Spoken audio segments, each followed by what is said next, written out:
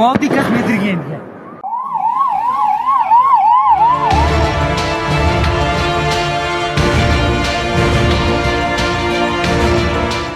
সুস্থ মতো বাড়ি ফিরে এইটাই আমি কামনা করি।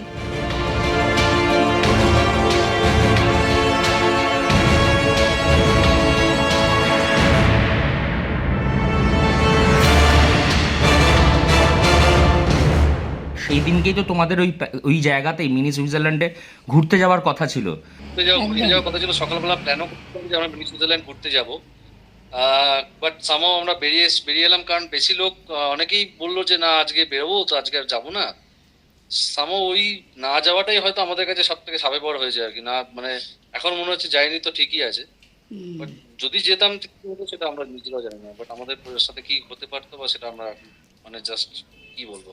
কালকে কখন জানতে পারলে ঘটনাটা?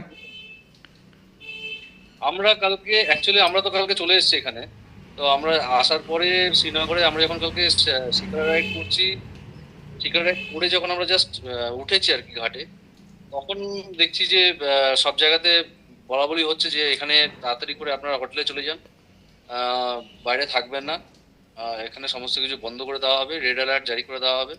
এরকম ঘটনা ঘটেছে, দুপুরবেলা এইরকম অ্যাটাক হয়েছে, তো সেই জন্য সঙ্গে সঙ্গে তড়িঘড়ি করে কালকে থেকে এখনো পর্যন্ত আমরা হোটেলের ভেতরেই আছি, কোনোভাবে বেরোইনি।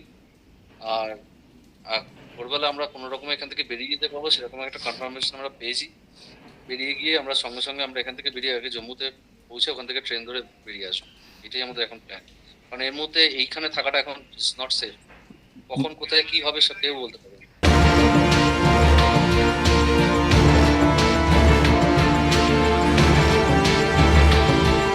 এখন কেমন আছিস? আছি মোটামুটি ঠিকঠাকই আছে, সবাই ঘুরে আছে, ঘুরে আছে। আচ্ছা, খাওয়া দাওয়া করেছিস? খাওয়া দাওয়া ঠিক আছে তো? ব্রেকফাস্ট করে নিয়েছি, আবার দুপুরবেলা খাওয়া দাওয়া হবে। হ্যাঁ, একটু একটু সাবধানে থাকবি, বুঝেছিস? হ্যাঁ, হুটহাট করে বেরোবি না একদম। আর আর ওদের পরামর্শ নিয়ে সবসময় ওদের হেল্প নিয়ে চলবে, ঠিক আছে? আর্মিদের সঙ্গে হেল্প নিয়ে সবসময় চলবে, একা একা বেরোস না যেন। সুস্থ মতো বাড়ি ফিরে এইটাই আমি কামনা করি। হ্যাঁ, সুস্থ মতো বাড়ি ফিরা এটাই আমার ভগবানের প্রার্থনা। ওরাও যেন তোদেরকে সবাইকে বাড়িতে সুস্থ মতো ফিরিয়ে দিতে পারে। যতদিন পর্যন্ত বাড়িতে না আসে ততদিন পর্যন্ত আমার খুবই মন খারাপ, খুব উৎকণ্ঠা আছে আমি। কবে গেছে? গেছে আপনার 15 তারিখে কে কে গেছে? গেছে ওর ওয়াইফ আর ও দুজনেই গেছে। কোথায় কোথায় যাওয়ার কথা ছিল কাশ্মীরে? কাশ্মীর, সমস্ত কাশ্মীরটাই ঘোরার কথা ছিল, গুলমার্গ সোলমার্গ পায়েলগাঁও সব জায়গায় ঘোরার কথা ছিল। এখন জানি না কতটা ঘুরতে পারবে। পায়েলগাঁওতে তো মনে হয় গিয়েছিল বোধ হয়, তাও পুরোটা দেখতে পারেনি আর কি, না দেখার মতোই আর কি দেখে চলে এসছে ওই সব ঘটনা শুনে। কবে গেছিল? পায়েলগাঁওতে গেছিল 20 তারিখে। যেদিনকে ঘটনাটি ঘটে সেদিনকেও তো তার সেখানেই ঘুরতে যাওয়ার কথা ছিল, কিন্তু ওই ঘটনা শুনে একটু আওয়াজ পেয়েছে যে এখানে গোলাগুলি হচ্ছে, ওই জন্য ও আর সেদিকে যায়নি, ঘরবন্দি হয়ে গেছে পুরো। ইন্ডিয়ান আর্মিরা ওখানে ছিল, কোনো সহায়তা করেছে বা এরকম? ওদেরকে এখন সব ওই ইন্ডিয়ান আর্মিরা গাইডে রেখেছে, দেখাশোনা করছে ওরাই, আর ঘর থেকে এখন আর বেরোতে দিচ্ছে না।